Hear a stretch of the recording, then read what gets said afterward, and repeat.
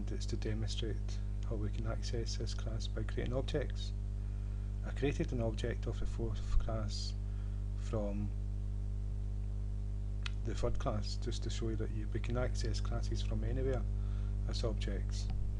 And what I done is I declared the fourth class just like you would declare a variable, a string or an integer, and the type is the name of the class, fc, and then I said fc equals new keyword because it's an object, fourth class constructor, and that's it created.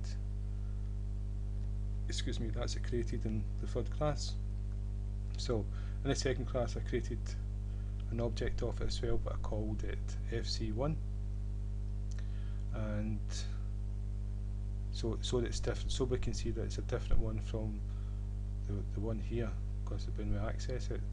And then what I've done is I said fc1 equals new fourth class, and then if I go into the main, we're going to keep this tidy with just two command lines in it, but I want to show you that you can, it's all done to your own personal style.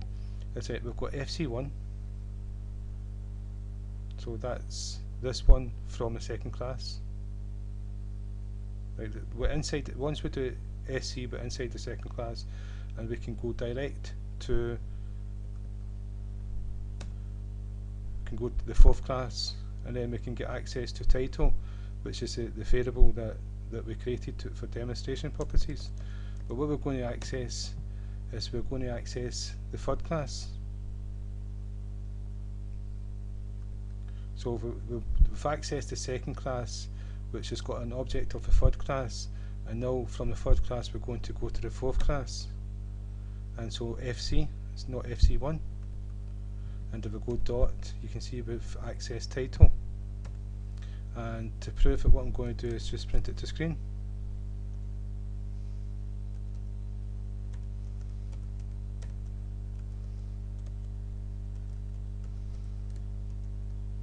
And close in bracket.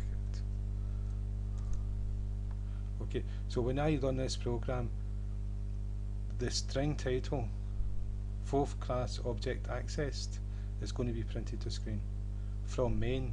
So we've accessed all the way through the different classes to get to there, and you can see the first, second class, third class, fourth class title, and so the dot operator accesses all the methods and variables in a class. And so if there's an object created, as it's accessing everything in that class, you get access to that object, and if that object's got variables and methods, you get access to them, and if it's got another object, you got access to that object and all its variables and methods, and if it's got an object, you get access to its object, and it goes on and on and on. So it's a great way of having different files all over the place and getting access to them, all working in harmony together, and rather than having just one page with like 1,000 lines of code that you've got to go through.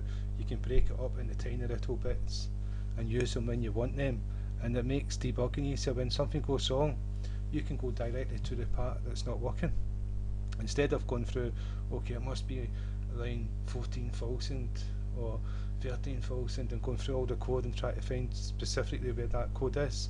You just go to that file that holds that specific class to do that specific job and see why it's not working and make the changes to make it work. And so that's what I'm demonstrating. If I run the program, you can see fourth class object accessed, and we can also access it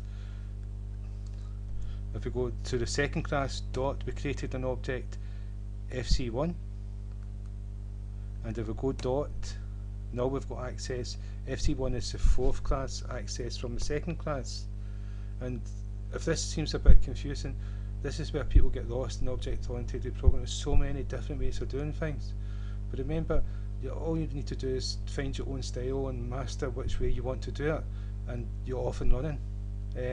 And if there's other ways to do things, you'll come across them as you get into programming, and you know that you may change your style because you find this way easier.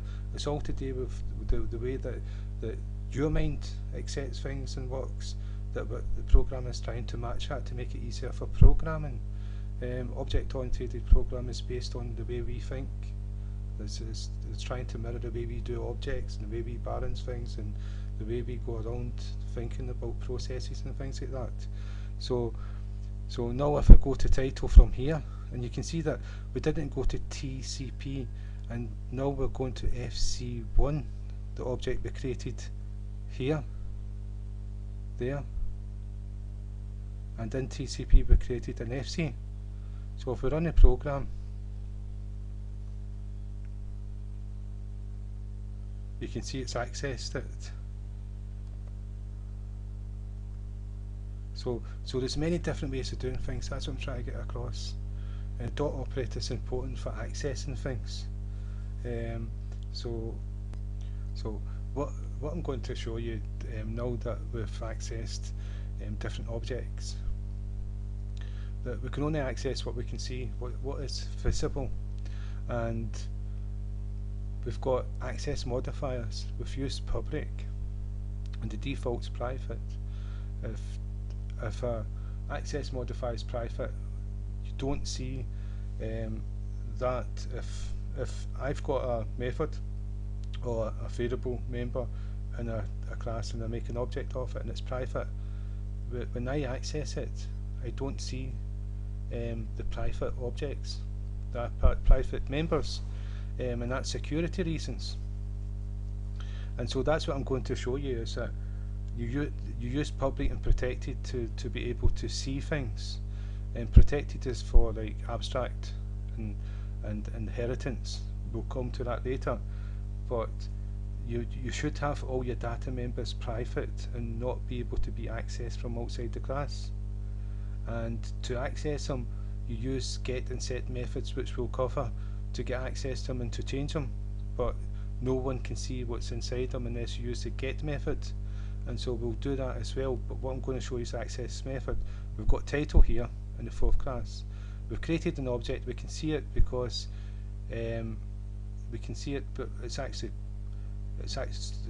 private by default. So we shouldn't have been able to see it. So that, let's see what's happened here. String title and title object private, and this is, it's not used. Yeah, it's used. Not in here, it's not used. Yeah, so what we're going to do is, what I'm going to do now is run the program to see if that has an effect on it. Now we've got an error because we've made it private. By default it should be private, but by default it wasn't. For some reason I don't understand it. As far as I was led to believe, it was always private, and I always believed this. But in this instance, we were able to access it, and we didn't have public in front of it. Well, I thought that wouldn't happen, but it does happen. But we put private there, meaning it's not visible outside the class. You can only access it within the class, the start braces and the end braces of the class. And so we tried to run the program and we got an error because we couldn't see it. And I can prove this as well. Now it's got an error on it.